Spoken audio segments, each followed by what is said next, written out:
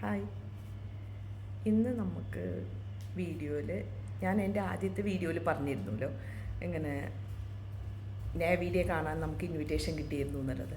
അന്ന് കുറേ വീഡിയോസും ഫോട്ടോസും ഒക്കെ എടുത്തു വെച്ചിരുന്നു. നമ്മുടെ സബ്മറൈൻ്റെ INS വിക്രാന്തിൻ്റെ ഒക്കെ എടുത്തു വെച്ചിരുന്നു. അതൊന്നും ഞാൻ ആ വീഡിയോയിൽ കാട്ടിയിരുന്നില്ല. നമുക്കിന്നത് കാണാം കേട്ടോ. 1971 ഇന്തോ പാക് യുദ്ധത്തിൽ നമ്മൾ വിജയിച്ചു.